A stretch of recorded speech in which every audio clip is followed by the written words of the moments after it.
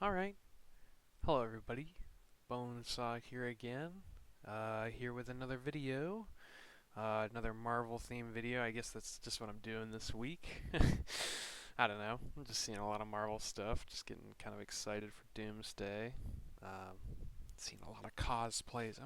Just a big pile of nerd right now. But for today's video, we are going to take a look at something. I know I've been critical before in other videos of some things, but this time, we're gonna delve a little bit more into like thought process on some things.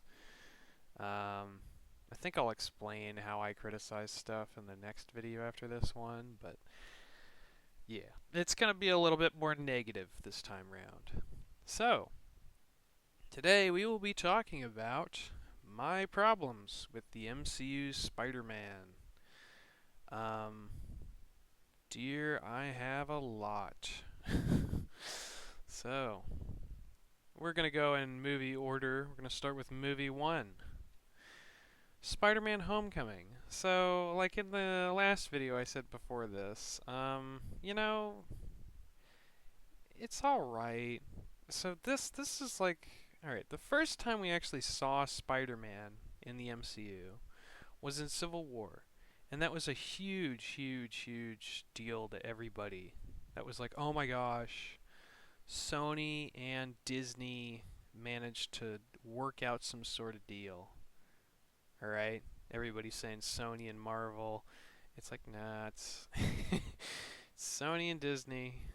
That's who it is, because Marvel has hands on both. But yeah, like they it was like a big thing when Civil War came out that he was in that movie. Um, and I mean I was excited. I'm a huge Spider-Man fan. I hate to bring up super personal stuff immediately. It's a relatively recent channel, but yeah, as a kid I dressed up as like Spider-Man. I must have gone like 5 times in a row for Halloween. I don't think it was because my parents wanted to save money. I think it's just because I did that because I thought he was so cool. Had tons of Spider-Man paraphernalia. I had this like box or something, like this toy box that had like Spider-Man. It was just probably like some bootleg, unlicensed product or something, but like everything was Spider-Man. He was just the world to me as a kid because he just looked so cool. Um, but yeah, I see it. I'm like, oh yeah, that's great. You know, great for Marvel putting this character in. Great for the actor. I didn't really care all that much, honestly, because I was more focused on the movie. I I kind of was like, I'll see it when I believe it, sort of, when I was a kid. Because I was a kid at that age. I was probably like, I don't know. I was still in high school, I think, but I was still like, yeah, I'll see it when I believe it. They put him in Civil War, but I don't care. Unless they make a Spider-Man movie, I'll see it when I believe it. And then, this movie happened. I'm like, all right, things are getting real. It's really happening. And, you know, I just, I watch this and I think, like, well, it's all right. Like, I give it a solid, like, C, 7 out of 10. I don't know what a C is nowadays, but because the grading system changing. But anyway, like, it's okay. Like, everybody makes a big deal about the Vulture and how Michael Keaton plays him, or like how Tom Holland plays Spider-Man. It's uh, like they're okay. They're okay. Like Vulture, yeah, he's cool. Sure, he like doesn't look as goofy as the comic book Vulture. Um, but like, it's just okay. It's like whatever. Um, he does have an intimidating presence that does look really cool, and what he's doing, like his motivations are like you could make an argument for him, but like, I just, it's okay. It's all right. As for Spider-Man in this movie, uh, you know, he has a little bit of a tangle with responsibility, but a lot of it is tethered to Tony, like Iron Man, and how Spider-Man is kind of trying to prove himself so that he can reclaim his Avenger status that he had for like 2 seconds in Civil War. At least that's how he thinks of it. But you know, uh, by the end of the movie, he realizes that he needs to be more of a friendly neighborhood Spider-Man because that's where he belongs. Like, I think that's just him sort of getting an agency and being like, yeah, I realize where I am. I say that, mainly it's all fine to me because, like, I kind of, you know, this is sort of like his startup movie, and we're heavily basing it off of the actions, like, in the Avengers movie. And it's like Spider-Man typically isn't, like, on an Avengers team most of the time. He is mostly just a loner who is so like fixated on his city's problems rather than like the world's problems. Like, of course he does his whole dimension hopping and like Spider-Geddon or whatever, but like, he's mainly just grounded in New York. Um, so to like kind of pull in the Avengers into this, I feel like it just waters it down and it just makes like less time for Tom Holland's Spider-Man to work. Like, and there's goofy moments in here, but it just comes across as like, oh, like he's just being goofy and quirky because that's apparently like what Spider-Man is. Like, don't get me wrong, he is, but sometimes it's really just a little bit annoying. Like, I don't know. It's kind of a little bit like I notice it a little bit like in scenes where he's like trapped in the warehouse or whatever, or he's dealing with like you know, like Donald Glover who may or may not be the Prowler. Like he's dealing with that. It just is like you know, like why are you such a goofball, dude? I get it. You're like a kid in high school, but like sometimes it's like, all right. You're a little goofy. I mean, I might be wrong. Maybe I'm not giving, the writing the benefit of the doubt as much as I should, but it's just like, oh, I just think it's like sometimes it just gets on my nerves, like so. But yeah, that's Spider-Man: Homecoming. It's perfectly fine as a movie. Those are all mainly just nitpicks, to be quite honest. I really, I think it's fine. It's fine. Anyway, moving on to movie two. Far From Home. This is where we run into some big issues I have with this stuff. So, oh my god. So this takes place after Endgame. So this is after Tony Stark has been dead, since he used the Infinity Gauntlet and he died. Um, Tom Holland comes back, and you think like, well, gee, like he's probably pretty broken up about Tony, but he's probably got plenty of his own issues to worry about, Like, how many of his loved ones were snapped away at the same time? Like, how the snap is affecting his friends and family. None of that really matters, though, which I think that was kind of a good decision in a way, because then we don't have to tie it to the Avengers as much, right? Because if we focus on that, then we're also focusing on the Avengers dynamic he has, which I don't think is really like where this character shines the greatest. I think he shines the greatest on his own. So it's like that part's good. That's understandable. But this movie heavily focuses on how, and it just insists that he is the legacy character to Tony Stark, and it's like, no, no, not at all. These two characters are very, very different. You know, I think I said in the prior videos, Tony Stark is very idealistic, but he's a very cocky guy. He's a very arrogant guy. At the same time. So when he makes changes, he makes them because he thinks about them, and ultimately it's because he thinks he's the most qualified to make them, since he's just so smart. Even though they might not always be the right choice, you know, Civil War.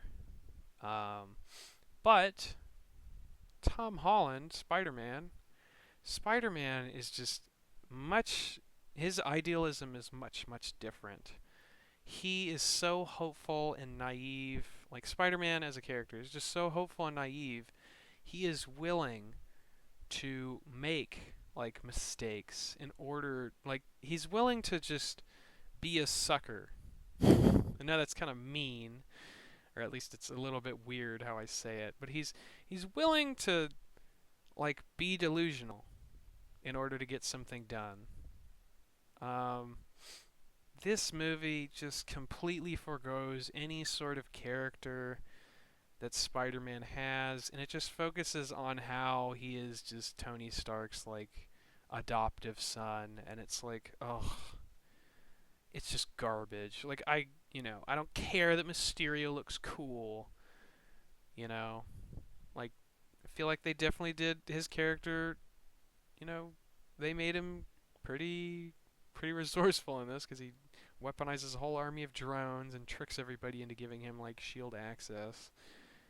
And that's something. But the way that he does it is like you got to admit that's a little bit stupid. He tricks Tom Holland into giving him like the glasses that control the world's weapons or something. It's like, huh? You really gonna fall for that? Like numbnuts? Like, come on. What's going on here? And then like, oh no, I'm so sad because I'm not Tony. And it's like, oh, how many times do we have to hear this? Oh, I'm not Tony. I'm not Tony. And then John Favreau, Happy Hogan has to remind him like, yeah, well you aren't Tony. You should be happy with who you are. And then they do a whole montage where he does exactly the things that Tony Stark does, and then he goes to beat up Mysterio, and then Happy's like, well maybe you are Tony. It's like it's just so like messy. It just runs over itself. It's like, oh, this movie sucks. And then on top of that, I don't even like this Mary Jane, to be quite honest. I know everybody is like, oh, Tom Holland and Zendaya, they're so cute together. I separate this from that. I don't care about that. What in the last movie, like in Homecoming, the entire movie, this MJ is just so, like, mean to Tom Holland and Ned Leeds.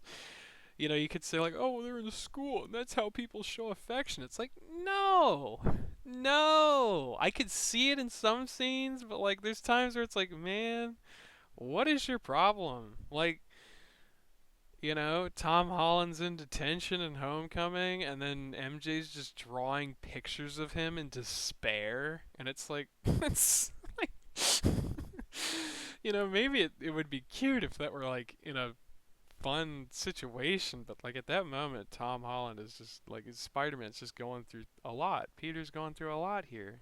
I need to stop saying Tom Holland. It's just Peter. Peter's going through a lot in that scene.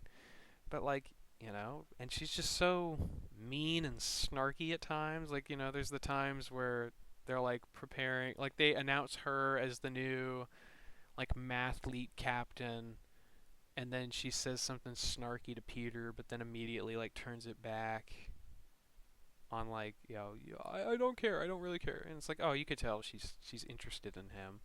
But there's times where it's like, that detention scene where it's like, man, why you gotta be like that? That ain't cool. um, so I don't really care about their dynamic in this movie, which was a part of it. It's like, oh, they're going abroad and it's romantic, and it's like, uh, that already takes away from the messy plot we got because we got to focus on that too. So, yeah, just wet fart of a movie. I don't like this. Look straight in Nick Fury's one eye and say that to him. I don't care. I do not like this movie. Anyway, movie 3. So now we get No Way Home. So, uh, One thing I did have with this movie, I had such a bad experience in the theaters. Jeez, positive of this is that I have spent significantly less money on watching movies. Negative of this is that I don't really get the same experience watching them at home when they come out.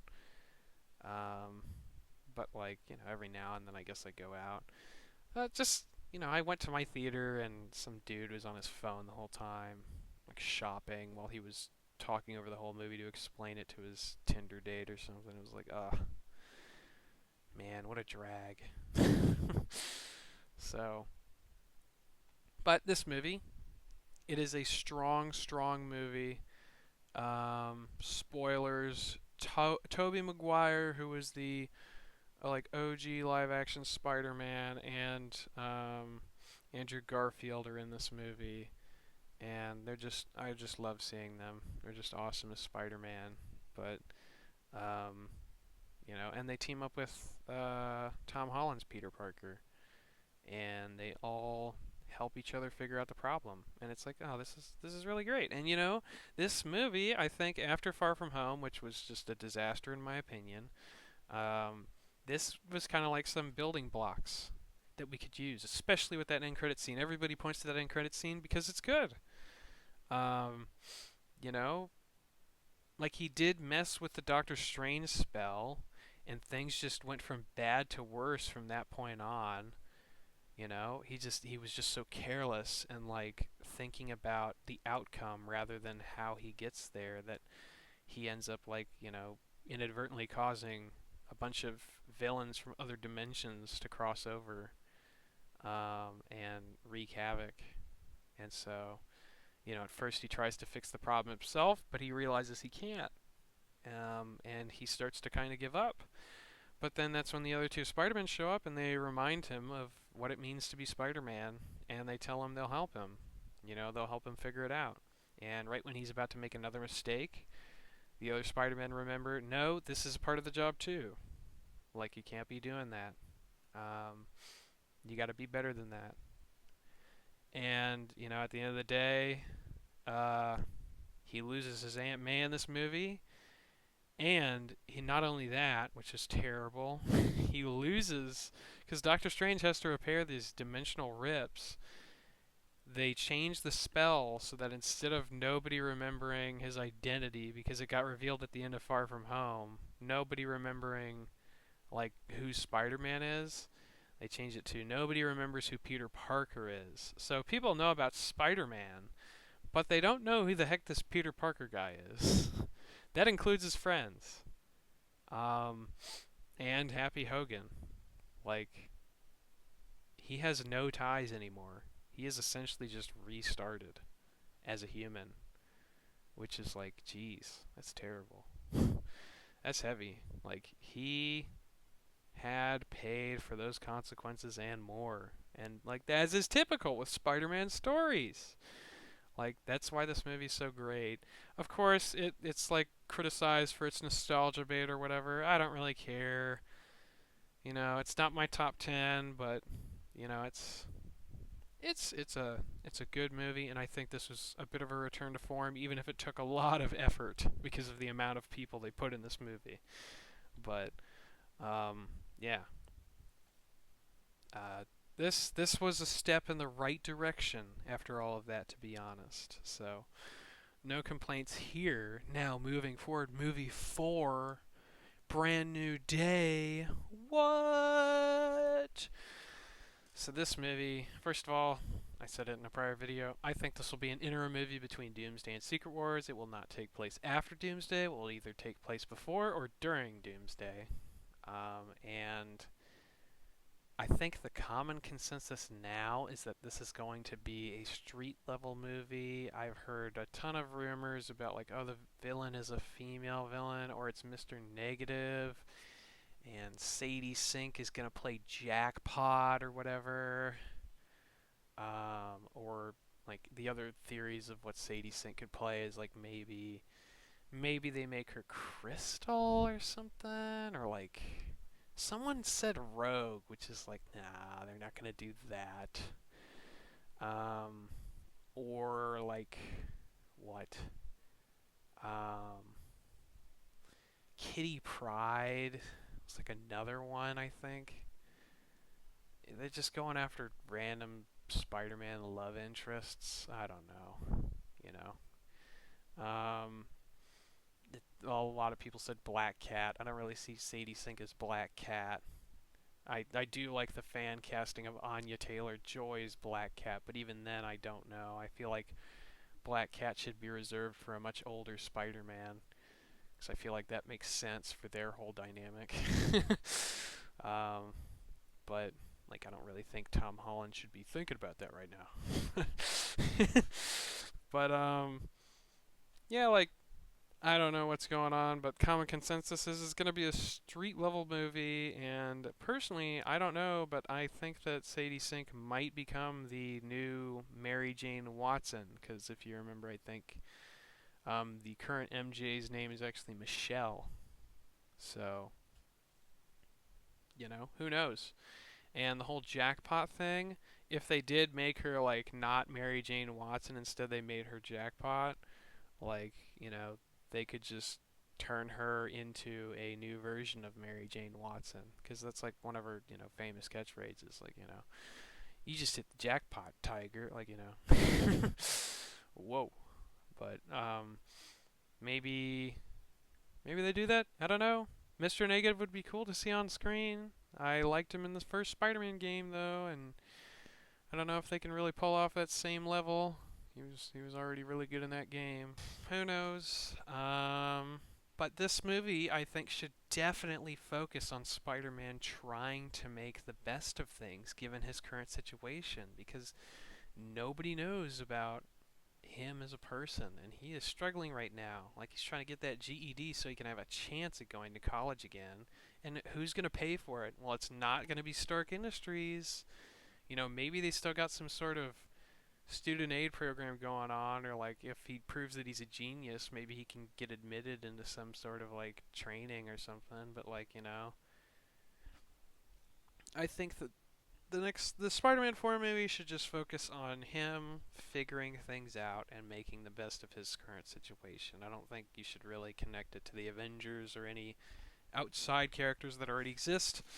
And that would especially make sense because none of them really know or care about Peter Parker existing right now.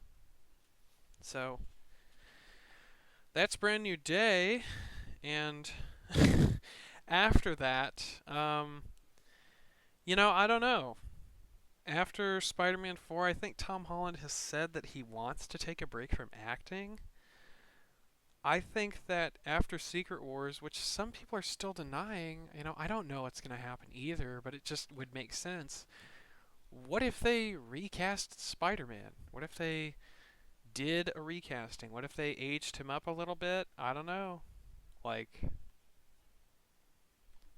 who knows? They're putting a lot of time and money into that Spider-Man, like Friendly Neighborhood Spider-Man show, so I don't know, but like they might recast him. And personally, I think I would like to see an older Spider-Man. Um, like instead of just like this boy, a man. As the audience gets older, I feel like that would be appropriate as well. And then you could do maybe more stories about like some of the harder stuff that he's had to deal with. But oh, I don't know. I don't know. Um, but that's all for this video. Much shorter than the other videos, I think. Still got one or two more maybe in the works.